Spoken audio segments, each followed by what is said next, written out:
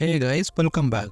December 26, 2004ರಂದು ಪ್ರಪಂಚದ ಇತಿಹಾಸದಲ್ಲೇ ಮರೆಯಲಾಗದಂಥ ಒಂದು ಘಟನೆ ನಡೆಯುತ್ತೆ. ಹಿಂದೂ ಮಹಾಸಾಗರದಲ್ಲಿ ಸುಮಾರು 9.2 ಮ್ಯಾಗ್ನಿಟ್ಯೂಡ್ನ ಭೂಕಂಪ ಸೃಷ್ಟಿಯಾಗಿ ಒಂದು ಭಯಂಕರವಾದ ಸುನಾಮಿ ಬರುತ್ತೆ. ಈ ಸುನಾಮಿಯನ್ನು ಪ್ರಪಂಚದ ಡೆಡ್ಲಿಯೆಸ್ಟ್ ಸುನಾಮಿ ಅಂತ ಕರೀತಾರೆ.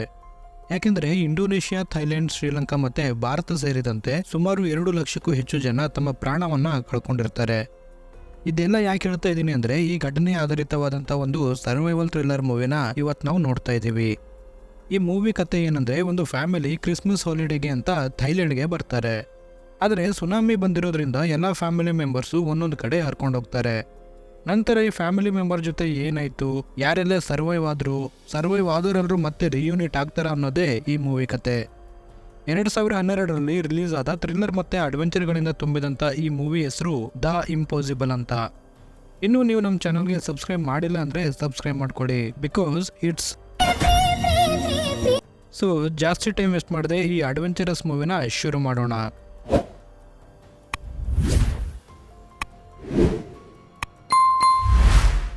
ಈ ಮೂವಿ ಓಪನಿಂಗ್ ಸೀನಲ್ಲಿ ಒಂದು ಕುಟುಂಬ ಥೈಲ್ಯಾಂಡ್ಗೆ ತಮ್ಮ ಕ್ರಿಸ್ಮಸ್ ಹಾಲಿಡೇಗೆ ಅಂತ ಬರ್ತಾರೆ. ಈ ಕುಟುಂಬದಲ್ಲಿ ಮಾರಿಯಾ, ಹೆನ್ರಿ ಮತ್ತೆ ಇವರ 3 ಮಕ್ಕಳು ಲೂಕಸ್, ಥಾಮಸ್ ಮತ್ತೆ ಸೈಮನ್ ಅಂತ ಇರ್ತಾರೆ. ಫ್ಲೈಟ್ ಅಲ್ಲಿ ಬರಬೇಕಾದ್ರೆ ಥಾಮಸ್ ಮಾರಿಯಾ ಹತ್ರ ಬಂದು, ಲೂಕಸ್ ನನ್ನ ಜೊತೆ ಮಾತಾಡ್ತಾ ಇಲ್ಲ ಅಂತ ಹೇಳ್ತಾನೆ. ಆಗ ಮಾರಿಯಾ ಥಾಮಸ್ನ ತನ್ನ ಸೀಟಲ್ಲಿ ಕೂಡಿಸಿ ಲೂಕಸ್ ಹತ್ರ ಬಂದು, ಯಾಕೆ ನೀನ್ ಥಾಮಸ್ ಹತ್ರ ಮಾತಾಡ್ತಾ ಇಲ್ಲ, ದೊಡ್ಡವನಾಗಿ ನೀನೇ ಹೇಗ್ ಮಾಡೋದು ಸರಿನಾ ಅಂತ ಕೇಳಿದಾಗ ಲೂಕಸ್ ಅವನು ಎಲ್ಲದಕ್ಕೂ ಹೆದರ್ಕೋತಾನೆ. ನಾನೇನ್ ಮಾಡ್ಲಿ ಅಂತ ಹೇಳ್ತಾನೆ.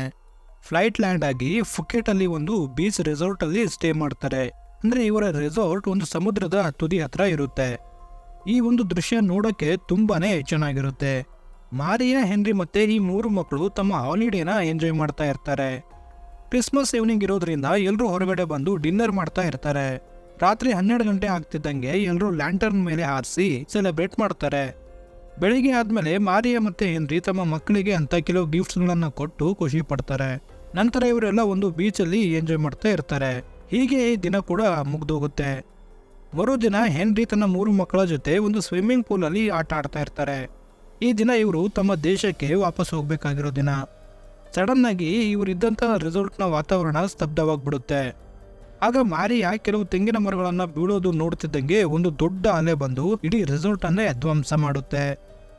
ನೋಡುತ್ತಿದ್ದಂಗೆ ಇಡೀ ಏರಿಯಾನೇ ಸರ್ವನಾಶ ಆಗೋಗಿರುತ್ತೆ. ನೀರಲ್ಲಿ ಹರ್ಕೊಂಡು ಹೋಗ್ತಿರ್ಬೇಕಾದ್ರೆ ಮಾರಿಯಾ ಒಂದು ಮರದ ಸಹಾಯದಿಂದ ನಿಂತಿರ್ತಾಳೆ. ಅದೇ ಸಮಯಕ್ಕೆ ಲೂಕಸ್ ಕೂಡ ನೀರಲ್ಲಿ ಹರ್ಕೊಂಡು ಹೋಗೋದನ್ನ ನೋಡಿ ನನ್ನ ಬಗ್ಗೆ ಯೋಚನೆ ಮಾಡದೆ ಅವನನ್ನ ಕಾಪಾಡಬೇಕು ಅಂತ ಅವನ ಹತ್ರ ಹೋಗ್ತಾಳೆ. ಆದ್ರೆ ವಿಧಿ ಲೆಕ್ಕಾಚಾರನೇ ಬೇರೆ ಇತ್ತು ಅನ್ಸುತ್ತೆ.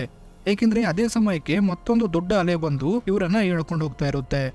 ಇನ್ನೇನು ತಾಯಿ ಮಗ ಒಂದಾಗ್ತಾರೆ ಅನ್ನೋಷ್ಟರಲ್ಲಿ ಬೇರೆ ಬೇರೆ ಆಗ್ಬಿಡ್ತಾರೆ.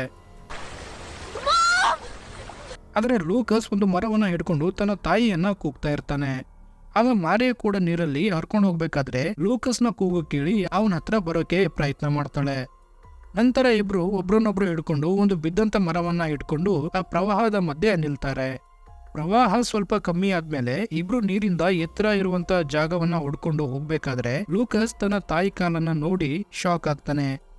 ಏಕೆಂದ್ರೆ ಮಾರಿಯಾಳ ಒಂದು ಕಾಲು ತುಂಬಾನೇ ಭಯಂಕರವಾಗಿ ಡ್ಯಾಮೇಜ್ ಆಗಿರುತ್ತೆ, ಜೊತೆಗೆ ಇವಳ ಎದೆ ಕೂಡ ಡ್ಯಾಮೇಜ್ ಆಗಿರುತ್ತೆ. ಇಷ್ಟೆಲ್ಲ ಗಾಯಗಳಾಗಿದ್ರು ಮಾರಿಯಾಗೆ ಅದರ ನೋವು ಏನು ಅಂತ ಫೀಲ್ ಆಗೋದೇ ಇಲ್ಲ. ಯಾಕೆಂದ್ರೆ ಅವಳ ತಲೆಯಲ್ಲಿರೋದು ಲೂಕಸ್ನ ಹೇಗಾದ್ರೂ ಮಾಡಿ ಕಾಪಾಡಬೇಕು ಅನ್ನೋದು ಮಾತ್ರ. ಹಾಗೆ ಇವರಿಬ್ರು ಮುಂದೆ ಹೋಗ್ತಾ ಇರಬೇಕಾದ್ರೆ ಒಂದು ಸಣ್ಣ ಹುಡುಗನ ವಾಯ್ಸ್ ಕೇಳಿ ಸುತ್ತಮುತ್ತ ನೋಡ್ತಾರೆ. ಮಾರಿಯಾ ಆ ಹುಡುಗನನ್ನ ಕಾಪಾಡಬೇಕು ಅಂತ ಹೇಳಿದಾಗ ಲೂಕಸ್, ಅಮ್ಮ ನಮಗೂ ಕೂಡ ಬೇರೆಯವರು ಹೆಲ್ಪ್ ಬೇಕು, ನಾವು ಹೆಲ್ಪ್ ಮಾಡುವಂತ ಪರಿಸ್ಥಿತಿ ಏನಿಲ್ಲ ಅಂತ ಹೇಳ್ತಾನೆ. ಅದಕ್ಕೆ ಮಾರಿಯಾ, ಒಂದ್ ವೇಳೆ ಅವನು ನಿನ್ನ ತಮ್ಮನೇ ಆಗಿದ್ರೆ ಅಂತ ಹೇಳಿದಾಗ ಲೂಕಸ್, ನನ್ನ ತಮ್ಮಂದಿರು ಬದುಕಿಲ್ಲ ಅಂತ ಆಳ್ತಾ ಹೇಳ್ತಾನೆ. ನಂತರ ಇವರಿಬ್ರು ಹೇಗೋ ಆ ಹುಡುಗನ ಹತ್ರ ಹೋಗಿ ಅವನನ್ನ ಕಾಪಾಡ್ತಾರೆ. ಈ ಹುಡುಗನ ಹೆಸರು ಡ್ಯಾನಿಯಲ್ ಅಂತ ಇರುತ್ತೆ. ಡ್ಯಾನಿಯಲ್ನ ಕರ್ಕೊಂಡು ಈ 3 ಜನ ಒಂದು ಮರದ ಹತ್ರ ಬರ್ತಾರೆ. ಲೂಕಸ್ಗೆ ಇಲ್ಲಿ ಒಂದು ಕೋಕ್ ಬಾಟಲ್ ಕೂಡ ಸಿಗುತ್ತೆ. ನಂತರ ಲೂಕಸ್ ಮತ್ತೆ ಡ್ಯಾನಿಯಲ್ ಇಬ್ರು ಮರ ಹತ್ತಿ ಕೂತ್ಮೇಲೆ ಮಾರಿಯಾ ಮರ ಹತ್ತೋಕೆ ಟ್ರೈ ಮಾಡ್ತಾಳೆ. ಆದ್ರೆ ಇವಳು ಕಾಲಿಗೆ ಆದಂತ ಗಾಯ ಇವಾಗ ನೋವು ಕೊಡೋಕೆ ಶುರು ಮಾಡುತ್ತೆ. ಅದಕ್ಕೆ ಮಾರಿಯಾಗೆ ಮರ ಹತ್ತೋಕೆ ಆಗದೆ ಇರೋದ್ರಿಂದ ಲೂಕಸ್ ಕೆಳಗೆ ಬಂದು ಅವಳನ್ನ ಮರ ಹತ್ಸೋಕೆ ಪ್ರಯತ್ನ ಮಾಡ್ತಾನೆ. ಕೊನೆಯಲ್ಲಿ ಈ 3 ಜನ ಮರವನ್ನ ಹತ್ತಿ ಅದ್ರ ಮೇಲೆ ಕೂತ್ಕೋತಾರೆ. ಲೂಕಸ್ ತನ್ನ ಹತ್ರ ಇದ್ದಂತ ಕೋಕನ್ನ ಮಾರಿಯಾಗೆ ಕುಡಿಯ ಕೊಡ್ತಾನೆ. ನಂತರ ಈ 3 ಜನ ಸ್ವಲ್ಪ ಕೋಕ್ ಕುಡಿದು ಕೆಳಗಡೆ ನೋಡಿದಾಗ ಆ ದೃಶ್ಯ ತುಂಬಾನೇ ಭಯಂಕರವಾಗಿರುತ್ತೆ. ಯಾಕೆಂದ್ರೆ ಎಲ್ಲೇ ನೋಡಿದ್ರು ಸರ್ವನಾಶ ಆಗಿರೋ ಮನೆಗಳೇ ಕಾಣಿಸ್ತವೆ. ಜೊತೆಗೆ ಮನುಷ್ಯರು ಮತ್ತು ಪ್ರಾಣಿಗಳು ಕೂಡ ಸತ್ ಬಿದ್ದಿರೋದು ತೋರಿಸ್ತಾರೆ. ನಂತರ ಯಾರಾದ್ರೂ ನಮಗೆ ಹೆಲ್ಪ್ ಮಾಡೋಕೆ ಬರ್ತಾರೆ ಅಂತ ಕಾಯ್ಕೊಂಡು ಆ ಮರದ ಮೇಲೇನೆ ಕೂತ್ಕೋತಾರೆ. ಆಗ 3 ಜನ ಅಲ್ಲಿ ಬರೋದನ್ನ ನೋಡಿ ಹೆಲ್ಪ್ ಮಾಡಿ ಅಂತ ಕೂಗ್ತಾರೆ. ಮಾರಿಯ ಕಾಲಿಗೆ ಗಾಯ ಆಗಿರೋದ್ರಿಂದ ಅವಳಿಗೆ ನಡೆಯೋಕ್ಕಾಗಲ್ಲ. ಅದಕ್ಕೆ ಒಬ್ಬ ವಯಸ್ಸಾದ ವ್ಯಕ್ತಿ ಅವಳನ್ನ ಹಾಗೆ ಎಳ್ಕೊಂಡು ಕೆಲವು ಜನರು ಇರೋ ಕಡೆ ಕರ್ಕೊಂಡು ಹೋಗ್ತಾರೆ. ಇಲ್ಲಿ ಬಂದ್ಮೇಲೆ ಇಲ್ಲಿನ ಜನ ಅವಳಿಗೆ ನೀರು ಕೊಟ್ಟು ಒಂದು ಬಟ್ಟೆಯನ್ನ ಹಾಕ್ತಾರೆ. ನಂತರ ಅವಳನ್ನ ಒಂದು ಗಾಡಿಯಲ್ಲಿ ಹಾಕೊಂಡು ಆಸ್ಪತ್ರೆಗೆ ಅಂತ ಕರ್ಕೊಂಡು ಹೋಗ್ತಾರೆ. ಡ್ಯಾನಿಯಲ್ಗೆ ಒಂದು ಮಕ್ಕಳ ಕ್ಯಾಂಪ್ಗೆ ಕಳಿಸ್ತಾರೆ. ಇವರು ಹೋಗ್ತಿರ್ಬೇಕಾದ್ರೆ ದಾರಿ ಮಧ್ಯೆ ಬಹಳಷ್ಟು ಜನರು ತಮ್ಮ ಪ್ರೀತಿ ಪಾತ್ರರನ್ನ ಕಳ್ಕೊಂಡು ಅಳುತ್ತಾ ಇರ್ತಾರೆ. ನಂತರ ಇವರನ್ನ ಕರ್ಕೊಂಡು ಒಂದು ಜನರಲ್ ಹಾಸ್ಪಿಟಲ್ಗೆ ಬರ್ತಾರೆ. ಈ ಆಸ್ಪತ್ರೆ ತುಂಬಾ ಸುನಾಮಿಯಿಂದ ಗಾಯಗಳಾದಂಥ ಜನರು ತುಂಬಿರ್ತಾರೆ. ನಿಧಾನವಾಗಿ ಮಾರಿಯಾಗೆ ಆದಂಥ ಗಾಯಗಳಿಂದ ನೋವಾಗಕ್ಕೆ ಶುರು ಆಗ್ತಿದ್ದಂಗೆ ಲೂಕಸ್ಗೆ ಒಂದು ಆಂಟಿಬಯೋಟಿಕ್ ಮಾತ್ರೆ ಕೊಡು ಅಂತ ಹೇಳುತ್ತಾಳೆ. ಲೂಕಸ್ ಮಾತ್ರೆಗಳನ್ನ ಹುಡುಕ್ತಿರ್ಬೇಕಾದ್ರೆ ಒಬ್ಬ ಡಾಕ್ಟರ್ ಬಂದು ಮಾರಿಯಾಗೆ ಒಂದು ಇಂಜೆಕ್ಷನ್ ಕೊಟ್ಟು ಅವಳಿಗೆ ಆದಂಥ ಗಾಯಗಳನ್ನ ಕ್ಲೀನ್ ಮಾಡ್ತಾನೆ. ಇದಾದ್ಮೇಲೆ ಲೂಕಸ್ ಆರೆಂಜ್ ಪೀಲ್ ಮಾಡ್ತಿರ್ಬೇಕಾದ್ರೆ ಮಾರಿಯಾ ನನ್ನ ಕಾಲು ಯಾವ ಕಲರ್ ಆಗಿದೆ ಅಂತ ಕೇಳಿದಾಗ ಲೂಕಸ್ ಕೆಂಪಾಗಿದೆ ಅಂತ ಹೇಳ್ತಾನೆ. ಯಾಕೆಂದ್ರೆ ಕಾಲಿಗೆ ಒಂದು ದೊಡ್ಡ ಗಾಯ ಆಗಿರೋದ್ರಿಂದ ಆ ಕಾಲೇನಾದ್ರೂ ಕಪ್ಪಾದ್ರೆ ಕಾಲು ಹೋಯ್ತು ಅಂತ ಅರ್ಥ. ಮಾರಿಯಾ ತನ್ನ ಪಕ್ಕದ ಬೆಡ್ಡಲ್ಲಿದ್ದಂತ ಲೇಡಿ ಜೊತೆ ಮಾತಾಡ್ತಿರ್ಬೇಕಾದ್ರೆ ಇಬ್ರು ಸಡನ್ ಆಗಿ ವಾಂತಿ ಮಾಡ್ಕೋತಾರೆ. ಯಾಕೆಂದ್ರೆ ನೀರಲ್ಲಿ ಮುಳುಗಿರೋದ್ರಿಂದ ಇವರ ಬಾಯೊಳಗೆ ಕೆಲವು ಕಸ ಕಡ್ಡಿಗಳು ಹೋಗಿರ್ತವೆ. ಆಗ ಒಬ್ಬ ವ್ಯಕ್ತಿ ತನ್ನ ಮಗನನ್ನ ಕೂಗ್ತಾ ಅಲ್ಲಿಗೆ ಬಂದಿದ್ ನೋಡಿ ಮಾರಿಯಾ ಲೂಕಸ್ಗೆ ಇಲ್ಲಿ ಎಲ್ರು ತುಂಬಾನೇ ಬ್ಯುಸಿ ಆಗಿದ್ದಾರೆ, ಹೊರಗಡೆ ಹೋಗಿ ಏನಾದ್ರೂ ಒಂದು ಹೆಲ್ಪ್ ಮಾಡು, ನಾನೆಲ್ಲೂ ಹೋಗಲ್ಲ ಅಂತ ಹೇಳ್ತಾಳೆ. ಆಗ ಲೂಕಸ್ ಅಲ್ಲಿಂದ ಹೊರಗೆ ಬಂದಾಗ ಒಬ್ಬ ವ್ಯಕ್ತಿ ನನ್ನ ಮಗನ ಹುಡುಕೋಕೆ ಸಹಾಯ ಮಾಡು ಅಂತ ಕೇಳಿದಾಗ ಲೂಕಸ್ ಅವನ ಮಗನ ಹೆಸರು ಬರ್ಕೋತಾನೆ. ನಂತರ ಬಹಳಷ್ಟು ಜನರು ಕೂಡ ಮಿಸ್ಸಿಂಗ್ ಇರೋ ಹೆಸರುಗಳನ್ನ ಲೂಕಸ್ಗೆ ಹೇಳುತ್ತಾರೆ. ಇದಾದ್ಮೇಲೆ ಲೂಕಸ್ ಅವ್ರುಗಳನ್ನ ಹುಡುಕೋಕೆ ಶುರು ಮಾಡ್ತಾನೆ. ಲೂಕಸ್ ಆಸ್ಪತ್ರೆಯಲ್ಲಿ ಹುಡುಕ್ತಿರ್ಬೇಕಾದ್ರೆ ಮಾರ್ಟನ್ ಅನ್ನೋ ಹುಡುಗ ಸಿಕ್ಬಿಡ್ತಾನೆ. ನಂತರ ಇವನ್ ತಂದೆ ಹತ್ರ ಬಂದು ಮಾರ್ಟನ್ ಹತ್ರ ಕರ್ಕೊಂಡು ಬಂದು ಭೇಟಿ ಮಾಡಿಸ್ತಾನೆ. ಇದನ್ನ ನೋಡಿ ಲೂಕಸ್ಗೆ ತನ್ನ ತಂದೆ ಮತ್ತೆ ತಮ್ಮಂದಿರ ನೆನಪಾಗುತ್ತೆ. ಲೂಕಸ್ ತನ್ನ ತಾಯಿ ಹತ್ರ ಬಂದು ನೋಡಿದಾಗ ಮಾರಿಯಾ ಬೆಡ್ ಮೇಲೆ ಇರೋದಿಲ್ಲ. ಆ ಬೆಡ್ ಮೇಲೆ ಇನ್ನೊಂದು ಪೇಷಂಟ್ ನ ತಂದು ಹಾಕ್ತಿರ್ಬೇಕಾದ್ರೆ ಲೂಕಸ್ ಇದು ನಮ್ಮ ತಾಯಿಯ ಬೆಡ್ ಅಂತ ಕೂಗ್ತಾನೆ. ಆಗ ಆಸ್ಪತ್ರೆ ಸ್ಟಾಫ್ ಬಂದು ಅವನನ್ನ ಜೊತೆ ಕರ್ಕೊಂಡು ಹೋಗಿ ಅವನ ಡೀಟೇಲ್ಸ್ ಗಳನ್ನ ಕಲೆಕ್ಟ್ ಮಾಡಿ ಒಂದು ಸ್ಟಿಕ್ಕರ್ ಇವನ ಶರ್ಟ್ಗೆ ಅಂಟಿಸ್ತಾರೆ. ಸುತ್ತ ನೋಡಿದಾಗ ಬಹಳಷ್ಟು ಚಿಕ್ಕ ಮಕ್ಕಳನ್ನ ನೋಡಿ ಲೂಕಸ್ಗೆ ತನ್ನ ತಮ್ಮಂದಿರ ನೆನಪಾಗುತ್ತೆ. ಈ ಆಸ್ಪತ್ರೆಯಲ್ಲಿ ಕೂಡ ಪರಿಸ್ಥಿತಿ ತುಂಬಾನೇ ಗಂಭೀರವಾಗಿರುತ್ತೆ. ಈ ಕಡೆ ರೆಸಾರ್ಟ್ ಅಲ್ಲಿ ಹೆನ್ರಿ ತನ್ನ ಫ್ಯಾಮಿಲಿನ ಹುಡುಕ್ತಾ ಇರ್ತಾನೆ. ಲೂಕಸ್ ಮತ್ತೆ ಮಾರಿಯಾ ಅಂತ ಕೂಗ್ತಾ ಸುತ್ತಮುತ್ತ ನೋಡ್ತಾ ಇರ್ತಾನೆ. ಯಾರು ಕಾಣದೇ ಇರೋ ಕಾರಣ ಹೆನ್ರಿ ತನ್ನ ರೂಮ್ಗೆ ಬಂದು ಥಾಮಸ್ ಮತ್ತೆ ಸೀಮನ್ಗೆ ಲೂಕಸ್ ಮಾರಿಯಾ ಎಲ್ಲೂ ಕಾಣಿಸ್ತಾ ಇಲ್ಲ ಅಂತ ಹೇಳುತ್ತಾನೆ. ದೇವರ ದಯದಿಂದ ಈ ಕುಟುಂಬದ 5 ಜನ ಸುನಾಮಿಯಿಂದ ಬದುಕುಳಿತಾರೆ. ಆದ್ರೆ ಈ 3 ಜನರಿಗೆ ಲೂಕಸ್ ಮಾರಿಯಾ ಬದುಕಿರೋ ವಿಷಯ ಗೊತ್ತಿರಲ್ಲ. ಹಾಗೆ ಮಾರಿಯಾ ಮತ್ತೆ ಲೂಕಸ್ಗೆ ಈ 3 ಜನನು ಬದುಕಿರೋ ವಿಷಯ ಕೂಡ ಗೊತ್ತಿರಲ್ಲ. ಈ 5 ಜನ ನಿಜವಾಗ್ಲೂ ಮತ್ತೆ ಒಂದಾಗ್ತಾರ ಅನ್ನೋದೇ ಮುಂದಿನ ಕತೆ. ಹೆನ್ರಿ ನಾನು ಲೂಕಸ್ ಮತ್ತೆ ಮಾರಿಯಾಗೆ ಹುಡುಕ್ಬೇಕು ಅಂತ ಹೇಳಿ ಥಾಮಸ್ ಮತ್ತೆ ಸೈಮನ್ಗೆ ಒಂದು ಎತ್ತರದ ಪ್ರದೇಶಕ್ಕೆ ಕಳಿಸ್ತಾನೆ. ಇವರು ಹೋಗೋ ಗಾಡಿಯಲ್ಲಿ ಒಬ್ಳು ಲೇಡಿ ಕೂಡ ಇರ್ತಾಳೆ. ಹೆನ್ರಿ ಆ ಲೇಡಿಗೆ ನನ್ನ ಮಕ್ಕಳನ್ನ ಬೆಳಗ್ಗೆವರೆಗೂ ನೋಡ್ಕೊಳ್ಳಿ, ಅಷ್ಟರಲ್ಲಿ ನಾನು ಬಂದ್ಬಿಡ್ತೀನಿ ಅಂತ ಹೇಳ್ತಾನೆ. ಥಾಮಸ್ ಮತ್ತೆ ಸೈಮನ್ನ ಕಳಿಸಿದ್ಮೇಲೆ ಆ ರೆಸಾರ್ಟ್ ಸುತ್ತಮುತ್ತ ತನ್ನ ಹೆಂಡತಿ ಮಗನಿಗೋಸ್ಕರ ತುಂಬಾನೇ ಹುಡುಕ್ತಾನೆ. ಆದ್ರೆ ಎಲ್ಲೂ ಸಿಗದೆ ಇರೋದ್ರಿಂದ ಸುಸ್ತಾಗಿ ಒಂದು ರಸ್ತೆ ಮೇಲೆ ಬಂದಾಗ ಒಬ್ಬ ವ್ಯಕ್ತಿ ಅವನನ್ನ ಕರ್ಕೊಂಡು ಒಂದು ಸೇಫ್ ಆಗಿರುವಂತ ಕ್ಯಾಂಪ್ಗೆ ಹೋಗ್ತಾನೆ. ಈ ಕ್ಯಾಂಪ್ ಅಲ್ಲಿ ಕೂಡ ಬಹಳಷ್ಟು ಸುನಾಮಿ ಸರ್ವೈವರ್ಸ್ ಗಳು ಇರ್ತಾರೆ. ಆಗ ಕಾರ್ಲ್ ಅನ್ನೋ ಒಬ್ಬ ವ್ಯಕ್ತಿ ನನ್ನ ಹೆಂಡತಿ ಬೇಡ ಅಂದ್ರು ನಾನೇ ಇನ್ಸಿಸ್ಟ್ ಮಾಡಿ ಅವಳನ್ನ ಇಲ್ಲಿ ಕರ್ಕೊಂಡು ಬಂದೆ. ನನಗೆ 2 ವರ್ಷದ ಮಗಳು ಕೂಡ ಇದ್ದಾಳೆ. ನಾನು ರೂಮಲ್ಲಿ ಮಲಗಿರ್ಬೇಕಾದ್ರೆ ನನ್ನ ಹೆಂಡತಿ ಮಗು ನಾವು ಬೀಚ್ ಹತ್ರ ಹೋಗಿದ್ದೀವಿ ಅಂತ ಒಂದು ಲೆಟರ್ ಬರೆದಿಟ್ಟು ಹೋಗಿದ್ಲು. ಹೊರಗಡೆ ಏನೋ ಶಬ್ದ ಬರ್ತಿದೆ ಅಂತ ನಾನು ಟೆರೆಸ್ ಮೇಲೆ ಬಂದು ನೋಡಿದಾಗ ರೆಸಾರ್ಟ್ ಸುತ್ತಮುತ್ತ ನೀರೇ ನೀರು. ನಾನ್ ಕೆಳಗಡೆ ಬರೋಷ್ಟ್ರಲ್ಲಿ ರೂಮ್ ಎಲ್ಲ ನೀರಿಂದ ತುಂಬೋಗಿತ್ತು ಅಂತ ಹೇಳ್ತಾನೆ. ಆಗ ಹೆನ್ರಿ ಕೂಡ ತನ್ನ ಕಥೆಯನ್ನ ಕಾರ್ಲ್ ಮುಂದೆ ಹೇಳಿದಾಗ ಕಾರ್ಲ್ ಮನೆಗೆ ಕಾಲ್ ಮಾಡಿ ಇನ್ಫಾರ್ಮ್ ಮಾಡಿದ್ದೀರಾ ಅಂತ ಕೇಳ್ತಾನೆ. ಅದಕ್ಕೆ ಹೆನ್ರಿ ನನ್ನ ಹತ್ರ ಮೊಬೈಲ್ ಇಲ್ಲ ಅಂತ ಹೇಳಿದಾಗ ಕಾರ್ಲ್ ತನ್ನ ಫೋನ್ ಕೊಟ್ಟು ಮೊದಲು ಮನೆಗೆ ಕಾಲ್ ಮಾಡಿ ಎಲ್ಲ ವಿಷಯಗಳನ್ನ ಹೇಳ್ಬಿಡಿ ಅಂತ ಹೇಳ್ತಾನೆ. ಅದಕ್ಕೆ ಹೆನ್ರಿ ತನ್ನ ತಂದೆಗೆ ಕಾಲ್ ಮಾಡಿ ಅಳತಾ ಎಲ್ಲ ವಿಷಯವನ್ನ ಹೇಳ್ತಾನೆ.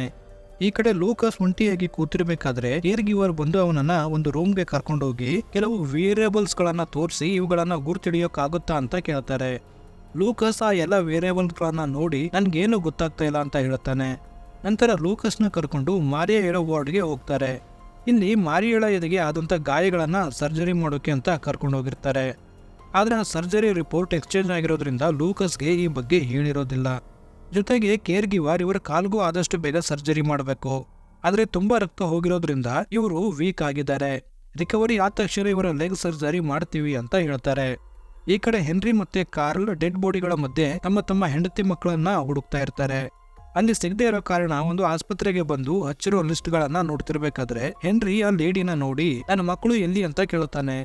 ಅದಕ್ಕೆ ಅವಳು ಮಕ್ಕಳನ್ನೆಲ್ಲ ಕರ್ಕೊಂಡು ಬೇರೆ ಕ್ಯಾಂಪ್ಗೆ ಹೋಗಿದ್ದಾರೆ, ಐ ಆಮ್ ಸಾರಿ ಅಂತ ಹೇಳ್ತಾಳೆ. ಈ ಗಾಡಿಯಲ್ಲಿ ಥಾಮಸ್ ಮತ್ತೆ ಸೈಮನ್ ಜೊತೆ ಸೇರಿ ಬಹಳಷ್ಟು ಮಕ್ಕಳನ್ನ ಚಿಲ್ಡ್ರನ್ ಕ್ಯಾಂಪ್ಗೆ ಕರ್ಕೊಂಡು ಹೋಗ್ತಾ ಇರ್ತಾರೆ. ಈ ಕಡೆ ಹೆನ್ರಿ ಮತ್ತೊಂದು ಆಸ್ಪತ್ರೆಗೆ ಬಂದು ತನ್ನ ಹೆಂಡತಿ ಮಗನನ್ನ ಹುಡುಕ್ಬೇಕು ಅಂದಾಗ ಆ ಗಾಡಿ ಡ್ರೈವರ್ ನಮ್ಮ ಹತ್ರ ಟೈಮ್ ಇಲ್ಲ, ನಾವು ಬೇರೆ ಕ್ಯಾಂಪ್ಗೆ ಹೋಗ್ಬೇಕು ಅಂತ ಹೇಳ್ತಾನೆ. ಆಗ ಹೆನ್ರಿ ನಾನು ಜಾಸ್ತಿ ಟೈಮ್ ತಗೊಳ್ಳಲ್ಲ, 5 ನಿಮಿಷದಲ್ಲಿ ವಾಪಸ್ ಬರ್ತೀನಿ ಅಂತ ಹೇಳಿದಾಗ ಕಾರ್ಲ್ ನನ್ನ ಹೆಂಡತಿ ಮಗು ಹೆಸರು ಚೆಕ್ ಮಾಡಿ ಅಂತ ಒಂದು ಪೇಪರ್ ಮೇಲೆ ಹೆಸರು ಬರೆದು ಕೊಡ್ತಾನೆ. ಯಾಕೆಂದ್ರೆ ಕಾರ್ಲ್ನ ಒಂದು ಕಾಲಿಗೆ ಏಟ್ ಬಿದ್ದಿರೋದ್ರಿಂದ ನಡೆಯೋಕ್ ಆಗ್ತಾ ಇರಲಿಲ್ಲ. ಹೆನ್ರಿ ಆಸ್ಪತ್ರೆ ಒಳಗೆ ಬಂದು ಅಲ್ಲಿ ಹಚ್ಚಿರೋ ಹೆಸರುಗಳನ್ನ ನೋಡ್ತಿರ್ಬೇಕಾದ್ರೆ ಯಾವ ಹೆಸರು ಕೂಡ ಆ ಬೋರ್ಡ್ ಅಲ್ಲಿ ಇರೋದಿಲ್ಲ. ಅದಕ್ಕೆ ಹೆನ್ರಿ ಅಲ್ಲಿಂದ ಹೋಗ್ತಾನೆ. ಈ ಕಡೆ ಮಾರಿಯಾ ಲೂಕಸ್ಗೆ ಏನಾದ್ರೂ ತಗೊಂಡ್ ಬಾ ಅಂತ ಹೇಳಿದಾಗ ಲೂಕಸ್ ಕೂಡ ಆ ಬೋರ್ಡ್ ಹತ್ರನೇ ಬರ್ತಾನೆ. ಆದ್ರೆ ಲೂಕಸ್ ಬರೋಷ್ಟರಲ್ಲಿ ಹೆನ್ರಿ ಅಲ್ಲಿಂದ ಹೋಗಿರ್ತಾನೆ. ನಂತರ ಲೂಕಸ್ ಒಂದು ಬಾಟಲ್ ಅನ್ನ ತಗೋತಿರ್ಬೇಕಾದ್ರೆ ಕೆಳಗಡೆ ತನ್ನ ತಂದೆ ಹೋಗೋದನ್ನ ನೋಡಿ ಅಪ್ಪ ಅಂತ ಹೋಗ್ತಾ ಹೊರಗಡೆ ಬರ್ತಾನೆ. ಆದ್ರೆ ಲೂಕಸ್ಗೆ ಹೆನ್ರಿ ಎಲ್ಲೂ ಕಾಣಿಸೋದಿಲ್ಲ. ಅದೇ ಸಮಯಕ್ಕೆ ಈ ಮಕ್ಕಳ ಗಾಡಿ ಕೂಡ ಆಸ್ಪತ್ರೆ ಹತ್ರ ಬರುತ್ತೆ. ಹೆನ್ರಿ ಕೂಡ ವಾಪಸ್ ಗಾಡಿಯಲ್ಲಿ ಹೋಗಿ ಕೂತ್ಕೋತಾನೆ.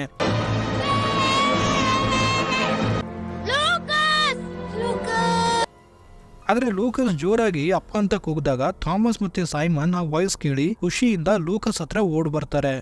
ಈ ಒಂದು ಮೂವ್ಮೆಂಟ್ ನೋಡೋಕೆ ತುಂಬಾನೇ ಎಮೋಷನಲ್ ಆಗಿರುತ್ತೆ. ಈ ವಾಯ್ಸ್ ಕೇಳಿ ಹೆನ್ರಿ ಕೂಡ ಈ ಕಡೆ ಬರ್ತಿರ್ಬೇಕಾದ್ರೆ ತನ್ನ 3 ಮಕ್ಕಳನ್ನ ನೋಡಿ ತುಂಬಾ ಖುಷಿ ಪಡ್ತಾನೆ.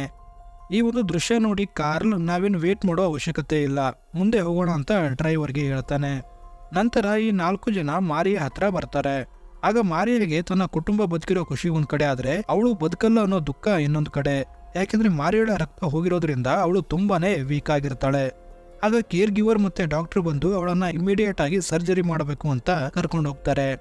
ಮಾರಿಯಾ ಪಕ್ಕ ಇದ್ದಂತ ಒಬ್ಳು ಲೇಡಿ ನನಗೂ ಒಂದು ಫ್ಯಾಮಿಲಿ ಇದೆ, ನನ್ನ ಫ್ಯಾಮಿಲಿನ ಕೊನೆ ಸರಿ ನೋಡೋಕೆ ಅಂತ ನನ್ನ ಶಕ್ತಿಯನ್ನ ಸೇವ್ ಮಾಡಿ ಇಟ್ಟಿದ್ದೀನಿ ಅಂತ ಹೇಳೋಷ್ಟರಲ್ಲಿ ಅವಳನ್ನ ಆಪರೇಷನ್ ಥಿಯೇಟರ್ ಒಳಗೆ ಕರ್ಕೊಂಡು ಹೋಗ್ತಾರೆ.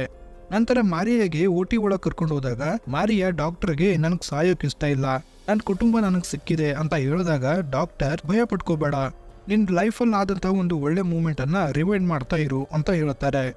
ಆದ್ರೆ ಮಾರಿಯಾ ಕಣ್ ಮುಚ್ಕೊಂಡು ಸುನಾಮಿ ಬಂದಂತ ಭಯಂಕರ ದೃಶ್ಯವನ್ನ ನೆನಪು ಮಾಡ್ಕೋತಾಳೆ. ಈ ಕಡೆ ಡಾಕ್ಟರ್ ಕೂಡ ಇವಳು ಕಾಲಿಗೆ ಆದಂತ ಗಾಯನ ಸರ್ಜರಿಯಿಂದ ಸರಿ ಮಾಡೋಕೆ ಪ್ರಯತ್ನ ಮಾಡ್ತಾರೆ. ನಂತರ ಹೆನ್ರಿ ಲೂಕಸ್ ಹತ್ರ ಬಂದು ಅಮ್ಮ ಇವಾಗ ಆರಾಮಾಗಿದ್ದಾರೆ, ನಾವು ಮನೆಗೆ ಹೋಗ್ತಾ ಇದೀವಿ ಲೂಕಸ್ ಅಂತ ಹೇಳ್ತಾನೆ. ಇವರನ್ನೆಲ್ಲ ಕರ್ಕೊಂಡು ಹೋಗೋದು ಏರ್ಪೋರ್ಟ್ಗೆ ಬರ್ತಾರೆ. ಏರ್ಪೋರ್ಟ್ ಅಲ್ಲಿ ಇವರ ಟ್ರಾವೆಲ್ ಇನ್ಶೂರೆನ್ಸ್ ಏಜೆಂಟ್ ಬಂದು ನಿಮ್ಗೆ ಸಿಂಗಾಪುರ್ ಜನರಲ್ ಹಾಸ್ಪಿಟಲ್ಗೆ ಶಿಫ್ಟ್ ಮಾಡ್ತಾ ಇದೀವಿ, ಅಲ್ಲಿ ನಿಮ್ಗೆ ಬೆಸ್ಟ್ ಟ್ರೀಟ್ಮೆಂಟ್ ಸಿಗುತ್ತೆ ಅಂತ ಹೇಳ್ತಾನೆ. ನಂತರ ಇವ್ರಿಗೆ ಅಂತ ಒಂದು ಪ್ರೈವೇಟ್ ಜೆಟ್ ಅರೇಂಜ್ ಮಾಡಿ ಇವರನ್ನ ಸಿಂಗಾಪುರ್ಗೆ ಕರ್ಕೊಂಡು ಹೋಗ್ತಾರೆ. ಫ್ಲೈಟ್ ಅಲ್ಲಿ ಲೂಕಸ್ ಮಾರಿಯಾ ಹತ್ರ ಬಂದು ಅಮ್ಮ ನಾನು ಮತ್ತೆ ಡ್ಯಾನಿಯಲ್ನ ನೋಡಿದೆ, ಅವನು ತುಂಬಾ ಖುಷಿಯಾಗಿದ್ದ, ಅವನ ಜೊತೆ ಅವನ ತಂದೆ ಕೂಡ ಇದ್ರು ಅಂತ ಹೇಳ್ತಾನೆ. ಫ್ಲೈಟ್ ಟೇಕ್ ಆಫ್ ಆಗ್ಬೇಕಾದ್ರೆ ಹೆನ್ರಿ ಕಾರ್ಲ್ನ ಲೆಟರ್ ನೋಡಿ ಅವನಿಗೂ ಅವನ ಫ್ಯಾಮಿಲಿ ಸಿಗ್ಲಿ ಅಂತ ದೇವರಲ್ಲಿ ಬಿಡ್ಕೋತಾನೆ. ಮಾರಿಯಾಗೆ ತನ್ನ ಫ್ಯಾಮಿಲಿನ ಕಣ್ಮುಂದೆ ನೋಡಿ ಒಂದ್ ಕಡೆ ಖುಷಿ ಆದ್ರೆ ಇನ್ನೊಂದ್ ಕಡೆ ಅಳ್ತಾ ಇರ್ತಾಳೆ. ಯಾಕೆಂದ್ರೆ ಇಂಥ ಒಂದು ಡೆಡ್ಲಿ ಸುನಾಮಿಯಿಂದ ಇಡೀ ಕುಟುಂಬ ಸರ್ವೈವ್ ಆಗಿದ್ದು ಒಂಥರ ಇಂಪಾಸಿಬಲ್ ಅಂತಾನೆ ಹೇಳ್ಬೋದು. ಕೊನೆಯಲ್ಲಿ ಸುನಾಮಿಯಿಂದ ಸರ್ವನಾಶ ಆದಂತಹ ದೃಶ್ಯವನ್ನ ತೋರಿಸ್ತಾರೆ. ಇಲ್ಲಿಗೆ ಈ ಮೂವಿ ಎಂಡ್ ಆಗುತ್ತೆ. ಇದುವರೆಗೂ ಈ ಮೂವಿ ನೋಡ್ತಾ ಇದ್ದೀರಾ ಅಂದ್ರೆ thank you so much. Explanation ಹೇಗನ್ನಿಸ್ತು ಅಂತ ಕಮೆಂಟ್ ಮಾಡಿ ತಿಳಿಸಿ. ಸೊ ಇನ್ನೊಂದು ಇಂಟ್ರೆಸ್ಟಿಂಗ್ ಆಗಿರೋ ಮೂವಿ ಜೊತೆ ಮತ್ತೆ ಸಿಗ್ತೀನಿ. Until then keep watching Kannada Rockers.